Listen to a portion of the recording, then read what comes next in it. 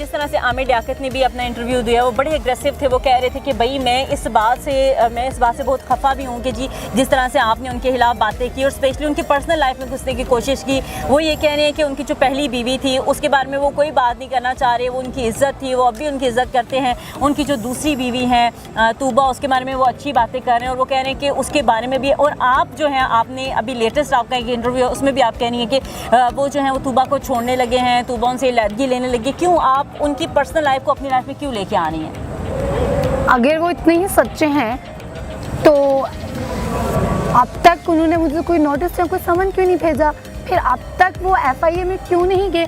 जाहिर सी बात है वो FIA में इसलिए नहीं गए, अगर वो FIA में जाएंगे तो उनके काले करतूत सबके सामने आ जाएंगे।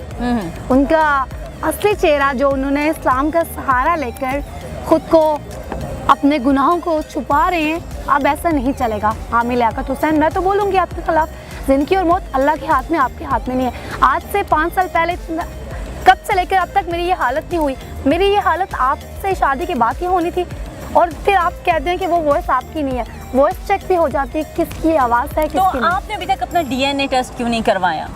कराची में क्या करने गई थी? कराची क्या मैं डांस करने गई थी? तो आपने करवाया DNA टेस्ट? पेश मैंने किया वहाँ पे जाके आपने कोई कानूनी चाराजोई की है? जी बिल्कुल, मैंने कराची जाके FIR ही करवाई थी, लेकिन ये वहाँ पे पेश नहीं हुए। अच्छा, तो आपकी जानिब से उन्हें नोटिस गया, लीगल नोटिस? जब मैं वहाँ पर गई तो इन्होंने मुझे अरेस्ट करवा लिया और वहाँ पर इन्होंने थाना बलोच टूनी वालों को रिश्वत दी और मैं वहाँ पर थी। तब इनने, आपने देखा होगा, इनने मम्मा पापा को बुलाया। एक मैंने कहा क्या मकसद बनता है कि वो मेरे मम्मा पापा को बाहर टिकट्स करवा कर इस्लामाबाद से कराची बुलाए? क्यों नहीं, जो आपके निकाह में मौजूद थे, आप उन मौलवी से मिली हैं? मौलवी क्या मतलब? मौलवी ने अपना निकाह खुद पढ़ाया था। किस तरह से खुद पढ़ाया था? मतलब ये किस तरह का निकाह था जो उन्होंने खुद पढ़ा लिया था? अब ये मुझे नहीं पता, आपको पता है वो एक मजहबी स्कॉलर है, इस्लामिक नहीं स्कॉलर। तो उसमें आप वो जो उन्होंने खुद निकाह पढ़ाया था, क्या उसमें गवाहान मौजूद नहीं थे?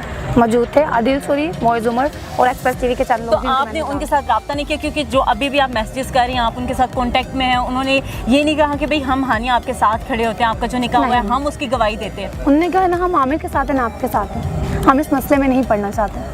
ये बताइएगा कि ऑडियो कॉल ज़रूरी है इस चीज़ को प्रूव करने के लिए? एक ऑडियो कॉल से ही आप ये प्रूव कर सकते हैं कि भाई आपकी शादी हुई थी आमिर लियाकत से? जस्ट ऑडियो कॉल्स थी, मेरे पास बहुत ज़्यादा प्रूफ्स थे, उनकी वीडियोस थी, मेरी शादी की वीडियो थी बाकायदा, फिर उनके साथ मेरी बहुत ज़्यादा पिक्चर्स वगैरह वीडियोस थी।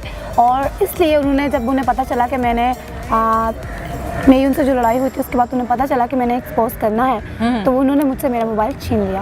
और फिर जब मैंने जो कॉपी की थी, डेटा कॉपी किया था अपने मोबाइल, न्यू मोबाइल में जो उन्होंने मुझे दिया था, तो जब मैं एक्सप्रेस टीवी के बाहर गई, जब मैं अपने सेंस में नहीं थी, तो उन लोगों ने वहाँ से मेरे मोबाइल छीन लिए और अपने पास रख लिया। फिर मैंने आज भी मैसेज किया, मेरा मोबाइल देना ईमान, आज भी मैंने मैसेज किया एक्सप्रेस टीवी की टीम को कि काइंडली आप लोग मेरे मोबाइल वापस कर दें। लेकिन उन लोगों का ये आगे से रिप्लाई आया कि आमिर लियाकत हुसैन के पास है, तो उसमें आपकी और ये आप खुद देख सकते हैं। आपकी मुख्तलिफ इंटरव्यूज़ हमने देखे, उसमें आपने शादी की डेट्स किसी इंटरव्यू में क्या बताई, किसी में क्या बताई, कोई डेट नहीं थी। नहीं, और आमिर लियाकत ने भी कहा कि ये गलत चीज़ है, वो कोई एक डेट नहीं उन्होंने बताई। पहले आप लोग मुझे निकाल के वो इंटरव्यूज दिखाएं जिसमें मैंने डिफरेंट डेट्स बताई हैं। हर इंटरव्यू में मेरी एक ही डेट थी, 27 जनवरी 2020। सही।